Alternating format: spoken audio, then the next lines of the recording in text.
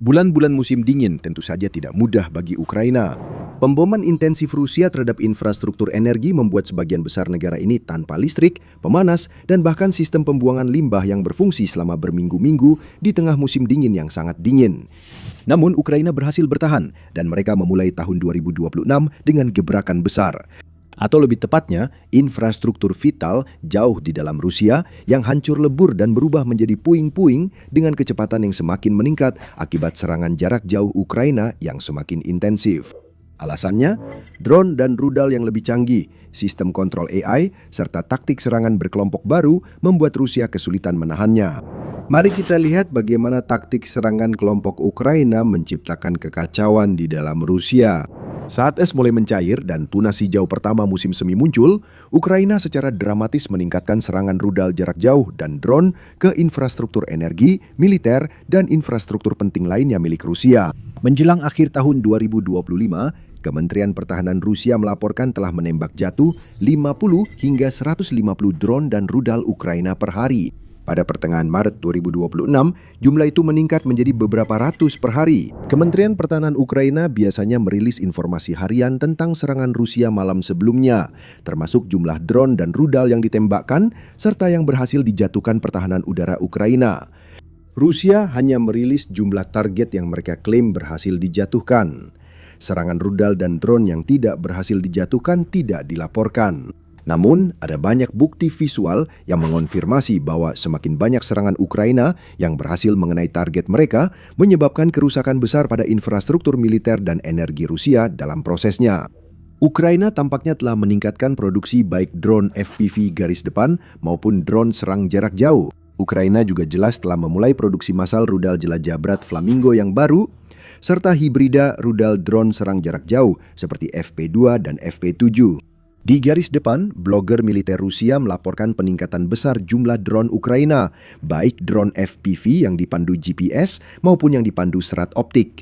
Mereka juga melaporkan bahwa Ukraina telah menyesuaikan frekuensi radio yang digunakan untuk mengendalikan drone-drone ini, sehingga banyak perangkat peperangan elektronik anti-drone Rusia yang ada menjadi tidak efektif melawan mereka. Dan untuk memperburuk keadaan bagi Rusia, drone-drone baru ini juga mengalami penambahan jangkauan beberapa puluh mil. Hal itu sangat meningkatkan bahaya bagi pasukan, peralatan, dan logistik Rusia, bahkan jauh di belakang posisi terdepan mereka. Rusia masih kesulitan beradaptasi setelah tiba-tiba terputus dari sistem Starlink pada awal Februari. Langkah itu mengacaukan komunikasi Rusia dan memperlambat serangan di tenggara Ukraina yang sebelumnya mulai mendapat momentum. Memanfaatkan kesempatan tersebut, serangan drone Ukraina yang baru berhasil menghentikan ofensif Rusia di berbagai wilayah garis depan. Drone-drone baru ini dan taktik untuk mengerahkan mereka juga menjadi komponen utama dari serangan balasan Ukraina yang sukses di wilayah Dnipropetrovsk dan Zaporizhia. Desain drone yang ditingkatkan, fitur anti-perang elektronik yang lebih baik, dan taktik yang terus berkembang, semuanya berperan dalam keberhasilan di medan perang ini. Dampaknya makin nyata saat membahas serangan jarak jauh Ukraina yang menembus lebih dalam ke Rusia. Dalam situasi-situasi tersebut, ada taktik baru Ukraina yang membuat Presiden Rusia Vladimir Putin gelisah dan sulit tidur, yaitu kawanan drone otonom. Sampai baru-baru ini, kawanan drone yang bisa mengenali dan menyerang target secara otomatis hanya ada dalam fiksi ilmiah distopia. Hari ini Ukraina telah mewujudkannya, dan semuanya baru saja dimulai. Sekarang, teknologi kawanan drone Ukraina sendiri tidak muncul begitu saja. Teknologi ini sebenarnya telah dikembangkan selama sekitar 2 tahun. Pada bulan Oktober 2024 lalu, Menteri Industri Strategis Ukraina Herman Smedanin mengumumkan bahwa perusahaan pertahanan Ukraina telah mengembangkan dan memperkenalkan teknologi kawanan drone. 7 tim produsen mempresentasikan teknologi kawanan drone mereka. Perwakilan dari Kementerian Pertahanan Ukraina dan staf umum kemudian meninjau kemampuan produsen Ukraina dan memberikan rekomendasi untuk peningkatan produk. Sejak itu, setidaknya 1 perusahaan telah mengirim sistem kawanan yang berfungsi dan memperluas operasinya dengan cepat. Perusahaan tersebut bernama Swarmer, dan inti dari teknologi revolusioner mereka adalah, Anda mungkin sudah menebaknya, AI. Perangkat lunak Swarmer membuat sekelompok drone bisa beroperasi sebagai satu kawanan terintegrasi. Dalam misi biasa, seorang operator manusia menentukan area target, seperti parit musuh. Setelah itu, AI mengambil alih. Begini cara kerja misi serangan standar dengan Swarmer. 3 hingga 8 drone bergerak dalam kawanan. Pertama, drone pengintai memetakan jalur terbaik ke target pilihan manusia. Drone serang pembawa bahan peledak mengikuti arahan drone pengintai. Kemudian, dan inilah inovasi utamanya, drone serang menentukan waktu dan urutan serangan yang tepat untuk memaksimalkan efektivitas tanpa perintah langsung secara real-time dari operator untuk aksi terakhir. Dengan kata lain, ini adalah serangan drone otonom tanpa keterlibatan manusia di dalam prosesnya. Pada September 2025, Wall Street Journal menyebut penggunaan drone oleh Ukraina sebagai penggunaan rutin pertama yang diketahui teknologi swarm otonom dalam pertempuran, menjadikan Ukraina pelopor perubahan besar teknologi militer. Kawanan drone otonom bukan lagi sekedar teori. Mereka sudah digunakan dengan sukses lebih dari 100 kali oleh satu unit Ukraina. Artikel tersebut mencatat bahwa meski operasi biasanya melibatkan 3 hingga 8 drone, teknologi ini telah diuji dengan kelompok hingga 25 drone. Namun, itu masih belum seberapa. Swarmer sedang mempersiapkan uji coba yang melibatkan swarm besar berisi 100 drone. Bukti anekdot menunjukkan bahwa ukuran swarm di medan perang memang semakin besar. Teknologi cerdas untuk menebar ranjau dari jarak jauh kini berkembang jadi senjata medan perang yang revolusioner. Sekarang, sebagai hasil dari keberhasilan ini dan serangan jarak jauh yang sukses yang akan segera kami jelaskan, Swarmer menarik perhatian besar secara global. Pada bulan September 2025, perusahaan mengumumkan putaran investasi seri A sebesar $15 juta. Investasi terbesar di perusahaan teknologi pertahanan Ukraina sejak dimulainya perang. Putaran investasi ini dipimpin oleh dana modal Ventura besar Amerika Serikat Broadband Capital Investments dengan partisipasi dari RGAI, D3 Ventures, Green Flag Ventures, Radius Capital, dan Network VC. Perangkat lunak kami telah terbukti dalam pertempuran nyata di puluhan ribu misi, kata Serhiy Kuprienko, pendiri dan CEO Swarmer saat itu.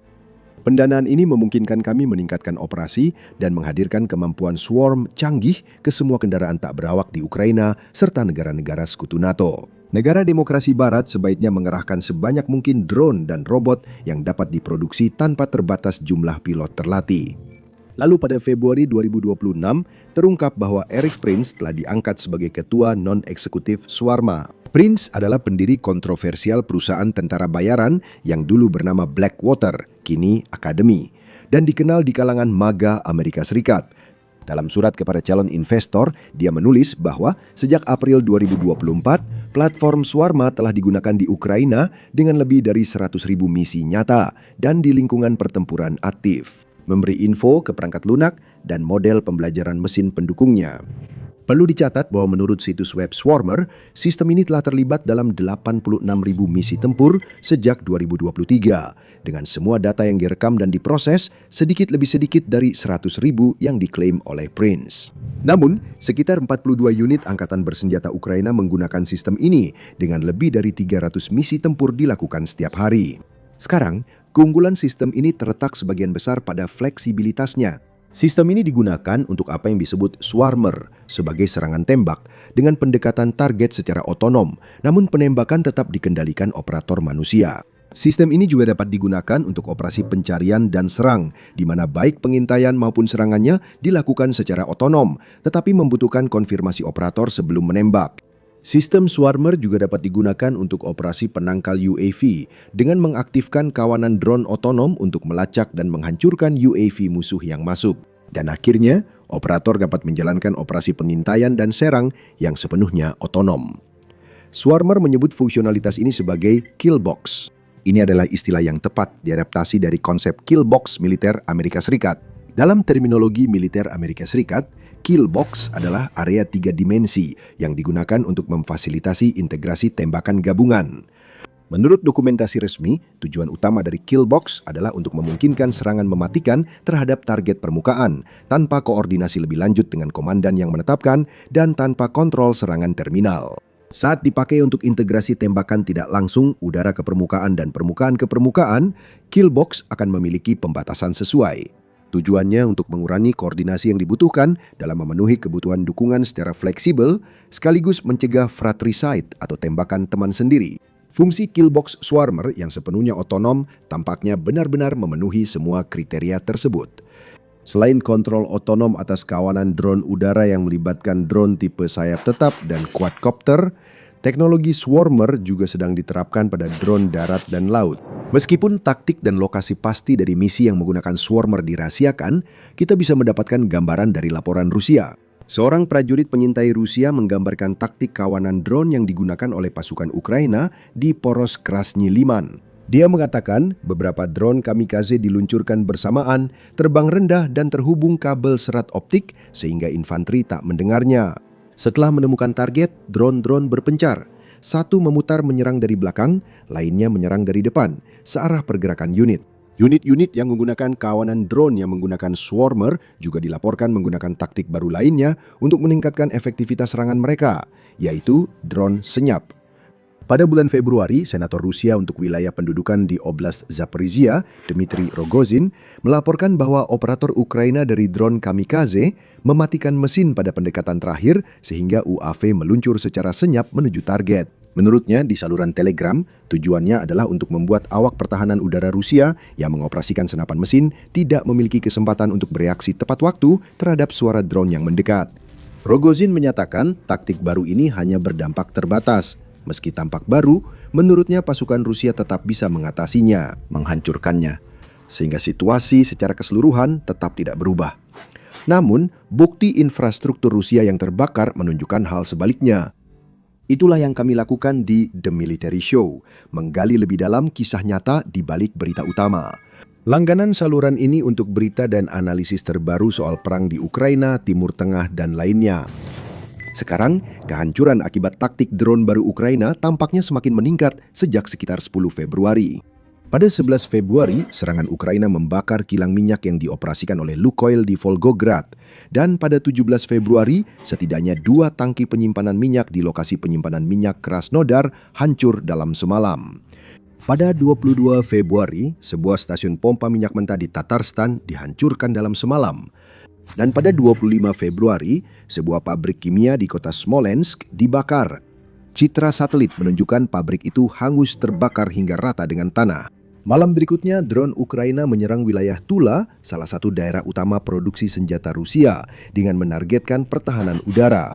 Wilayah yang sama kembali diserang pada 1 Maret sebagai bagian dari salah satu serangan Ukraina yang paling luas dan efektif hingga kini. Sejak Januari, sebagian besar serangan drone Ukraina terhadap target-target Rusia terkonsentrasi di Rusia Barat Daya dan Crimea. Serangan udara kecil telah menembus lebih jauh ke wilayah barat Rusia, kadang mencapai target di pegunungan Ural dan Laut Kaspia. Serangan pada 1 Maret juga mengikuti pola yang sudah dikenal ini. Operasi udara Ukraina semalam memusatkan upaya mereka di Crimea dan pesisir Laut Hitam Rusia yang berdekatan. Pada saat yang sama, serangan sekunder diluncurkan ke Tula, sekitar 217 mil jauhnya. Menurut sumber militer Ukraina, drone serang menghantam dan melumpuhkan sistem radar Rusia 92N6A di dekat desa Sinovaya Gora. Radar tersebut merupakan sensor penting untuk sistem pertahanan udara strategis S-400 milik Rusia yang memungkinkan pelacakan dan penargetan drone serta rudal Ukraina yang masuk. Masih ada target bernilai tinggi lainnya yang menjadi sasaran. Dalam serangan multi-arah yang serupa, drone serang Ukraina menghantam dan membakar kilang minyak serta mengenai instalasi pertahanan udara di dalam dan sekitar pelabuhan Laut Hitam Rusia di Novorossiysk. Ini adalah pelabuhan tempat armada Laut Hitam Rusia terpaksa melarikan diri setelah dihantam oleh Ukraina di pangkalan lamanya di Crimea pada tahun 2022 dan 2023. Jumlah ledakan terbanyak tercatat di dekat terminal minyak Sheskaris, salah satu pusat transshipment minyak dan produk minyak berkapasitas tinggi di Rusia. Setidaknya 11 pesawat kamikaze secara langsung menargetkan terminal tersebut dengan gambar-gambar ledakan berwarna oranye merah dan 3 kebakaran besar muncul secara daring setelah kejadian. Terminal Sheskaris baru beroperasi kembali beberapa bulan setelah ditutup untuk perbaikan setelah serangan Ukraina sebelumnya pada November. Namun itu bukan satu-satunya target di wilayah itu yang diserang drone Ukraina malam itu. Target lain yang diserang di Novorossiysk termasuk kapal perang, kapal tanker minyak, fasilitas pemuatan minyak, dan instalasi pertahanan udara. Benyamin Kondratiev, Gubernur Distrik Administratif Krai Krasnodar, Rusia, mengatakan kepada media lokal keesokan paginya bahwa serangan besar-besaran Ukraina itu adalah serangan terkuat yang pernah menghantam Novorossiysk. Dia menyatakan keadaan darurat dan otoritas Rusia mengklaim 5 orang terluka akibat puing-puing jatuh. Selain itu, 20 bangunan di sekitar kota telah rusak, termasuk 17 bangunan tempat tinggal dan sebuah pusat penitipan anak. Jarang otoritas Rusia sejujur ini soal kerusakan akibat serangan Ukraina, menandakan semakin banyak serangan yang lolos dari pertahanan udara Rusia. Itu sebagian kecil disebabkan oleh taktik baru Ukraina lainnya, menghancurkan pertahanan udara untuk membuka celah sebelum serangan utama. Pada 25 Februari, tepat sebelum serangan ke Crimea, Smolensk dan Tula, pasukan operasi khusus Ukraina atau SSO merilis gambar dan video dari serangan mereka. Drone menghantam peluncur rudal pencegat S-400 Triumph milik Rusia, radar multifungsi kendali tembak 92N6E, dan sistem pertahanan udara jarak pendek Pansir S-1. Sebagian besar rekaman itu ditelusuri ke sebuah desa di luar kota terbesar kedua di Crimea, Simferopol. 2 hari kemudian, pasukan sistem tak berawak Ukraina atau USF merilis pernyataan dan video yang memperlihatkan drone mereka mengincar dan menghantam satu lagi pertahanan udara Pansir S-1 di wilayah pabrik baja yang terbengkalai di kota Mariupol di Oblast Donetsk yang diduduki. Serangan tersebut menciptakan celah di pertahanan udara Rusia sehingga drone utama bisa lolos tanpa terdeteksi dan membuka jalan bagi serangan lanjutan. Menurut Krymsky Vita, sebuah platform pelacak perang udara, serangan dari berbagai arah pada 1 Maret menempuh rute yang menghindari pertahanan udara Rusia. Diluncurkan dari berbagai lokasi di Ukraina Selatan, sebagian besar drone menempuh 124 mil melintasi Laut Hitam, lalu berbelok ke timur menghindari Crimea dan pertahanan udara Rusia di sana, atau lebih tepatnya, sisa-sisa pertahanan itu. S-400 adalah sistem pertahanan udara utama Rusia, menembakkan rudal berat yang dirancang untuk menyerang dan menghancurkan target pada jarak hingga 250 mil. Sistem Pansir dilengkapi dengan meriam otomatis, rudal ringan, radar yang gesit, dan dirancang khusus untuk mencari serta menembak jatuh drone. Tanpa radar mereka, kedua sistem tersebut pada dasarnya menjadi buta dan tidak berguna untuk menargetkan sasaran. Dalam operasi 1 Maret, lebih banyak aset pertahanan udara terkena serangan, membuka jalan untuk serangan lanjutan lewat wilayah udara yang kini terbuka. Menurut situs web Ukraina Forum, 1 unit radar dari S-300 PMU-2 favorit, sistem pertahanan udara Rusia lain yang sering digunakan, terkena serangan drone Ukraina di dekat Novorossiysk bersama dengan 1 sistem Pansir lain yang diposisikan untuk mempertahankan pelabuhan kota dari serangan drone. Dan tidak butuh waktu lama bagi serangan-serangan itu untuk membuahkan hasil. Pada 10 Maret, pasukan Ukraina menyerang pabrik pertahanan Kremnyel di kota Bryansk dengan rudal Storm Shadow atau Scalp EG. Pabrik tersebut dilaporkan memasok konglomerat pertahanan negara Rusia Almaz-Antey yang memproduksi sistem pertahanan udara. Pabrik itu juga memasok perusahaan rudal taktis milik negara yang memproduksi rudal jelajah, termasuk rudal KH-59, KH-69, KH-101, dan KH-55 yang digunakan untuk menyerang Ukraina. Pabrik itu juga dikabarkan memproduksi komponen untuk persenjataan nuklir strategis Rusia yang beresiko memicu respons nuklir sesuai doktrin Rusia. Serangan itu, yang merupakan serangan ke-6 terhadap pabrik tersebut sejak tahun 2022, terjadi di siang bolong saat pabrik penuh dengan para pekerja. Kebakaran besar dan ledakan dilaporkan terjadi dengan pihak berwenang Rusia kemudian menyatakan bahwa 7 warga sipil tewas dan 42 lainnya terluka. Moskow mengecam serangan itu sebagai aksi teroris yang menargetkan warga sipil, mengkritik Inggris dan Prancis karena memasok rudal, serta menuduh pelanggaran hukum internasional. Malam berikutnya, 11 Maret, serangan drone Ukraina menghantam pabrik kimia Kubyshev Azot di Tulyuty, Oblast Samara, yang merupakan produsen utama kaprolaktam dan pupuk nitrogen. Pada malam yang sama, pasukan Ukraina juga dilaporkan menargetkan pabrik kimia Metrovax di wilayah Perm yang baru-baru ini telah dikonfirmasi oleh Dmitry Makhonin, gubernur wilayah tersebut. Serangan ini kemungkinan terjadi karena pertahanan udara di jalur menuju target sudah dihancurkan sebelumnya. Pada 9 Maret, pasukan penyerang Ukraina menghancurkan beberapa sistem radar di Yevpatoria, termasuk radar Oberona 14 dan Nebo-U. Dan ceritanya serupa hanya 3 hari kemudian. Pertama, pasukan Ukraina menghancurkan stasiun radar Sopka-2 dan 48 Ya-6K1 Hodlyot di dekat Vinorudny yang diduduki. Kemudian pada malam yang sama, dengan pertahanan udara yang sebagian lumpuh, SSO menyerang stasiun pompa minyak Tikhoretsk di Krasnodar Krai, menyebabkan kebakaran besar di pusat minyak utama di Rusia Selatan dan mengganggu logistik bahan bakar. Saat ini, belum ada bukti langsung bahwa serangan yang dibahas dilakukan dengan swarmer atau teknologi kawanan drone otonom lainnya. Namun, meningkatnya serangan dan bukti penggunaan luas kawanan drone otonom oleh Ukraina tampaknya bukan kebetulan. Saat ini teknologi dan taktik baru serta peningkatan jumlah drone membantu Ukraina. Masih perlu dilihat seberapa besar kerusakan yang akan mereka timbulkan pada mesin perang Rusia. Tentu saja kami akan terus mengikuti perkembangan secara dekat, jadi pastikan Anda sudah berlangganan saluran ini agar tidak ketinggalan. Sementara itu, Ukraina juga telah menemukan cara untuk mencuri semua drone Rusia. Tonton video ini untuk mengetahui caranya.